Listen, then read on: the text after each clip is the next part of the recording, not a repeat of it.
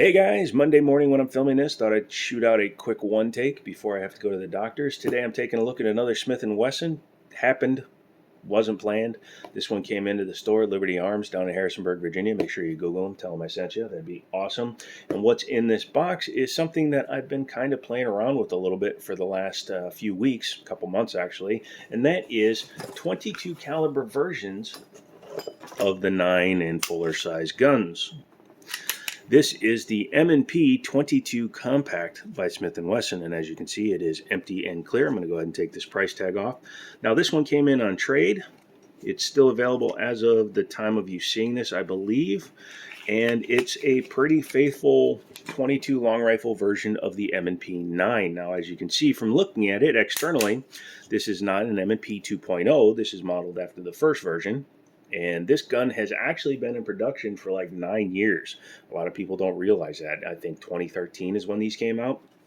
And kind of puts them ahead of their time because at the time, I believe you had guns like the P22 from Walther, the SR22, Buckmark, things like that, making this one of the few full-size manufacturer-produced 22 long rifle, because you have like GSG and a couple of Colt, Walther, Umarex that were making some 22s and 1911s, but this one is fully branded Smith & Wesson, doesn't say Umarex, doesn't say GSG, nothing like that. So I believe this was an in-house build. Correct me in the comments if I'm wrong.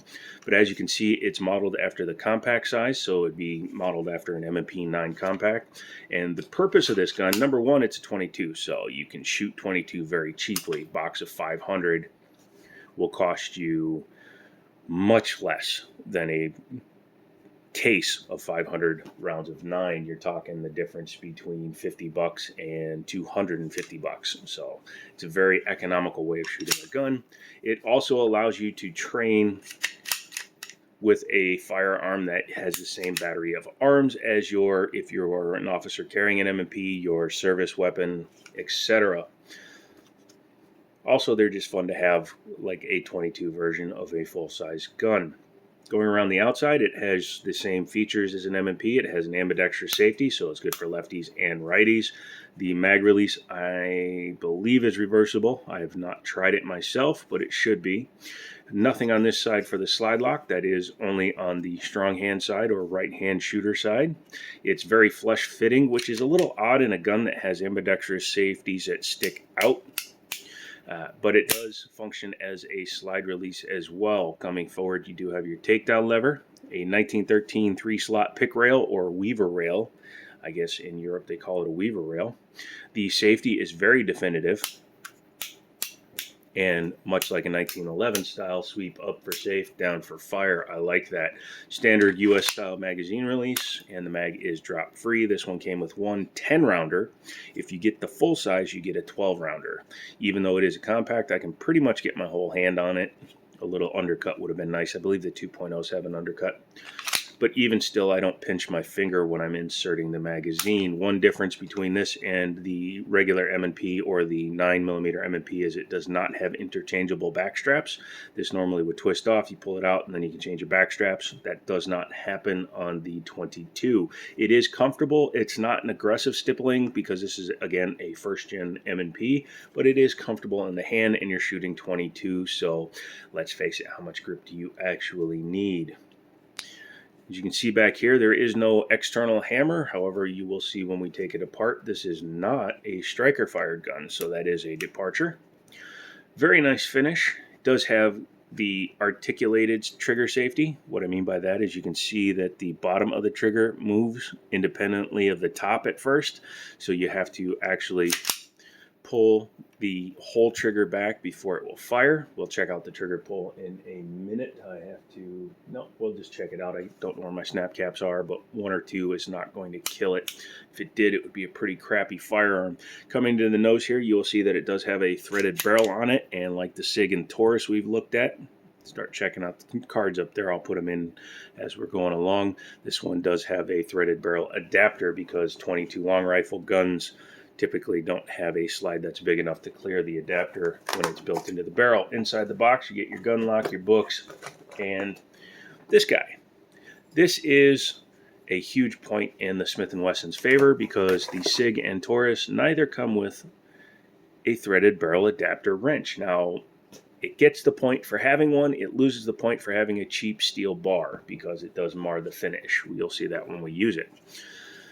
On this side, you can see that just like the Taurus and the SIG, it doesn't use an external extractor. It's an internal one here on the breech face, I guess is the right way to call it. And this is a straight blowback gun. Does not have any sort of tilting locking action. Let's go ahead and talk about the trigger real quick. Move that out of the way. Trigger is pretty short, actually. You can see the take up is not much, and then that's why it felt like it was short. This gun has a magazine disconnect. That's a thing of the devil. Still a light take up, and then pretty definitive when it goes. Reset. Pretty much where it breaks.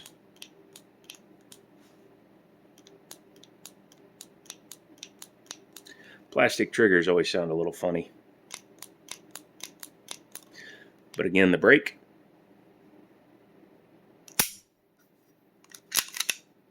And the reset. You can barely hear it, you can't feel it at all. Train your finger and you'll be fine. Let's go ahead and take it apart. Before we do that, make sure it's still empty. And again, I don't like magazine disconnects. They encourage bad behavior in my opinion. But just like a lot of 22s, let's do it the right way. Like a lot of 22s, it's going to come back over and off, but you do have to take off your threaded barrel adapter.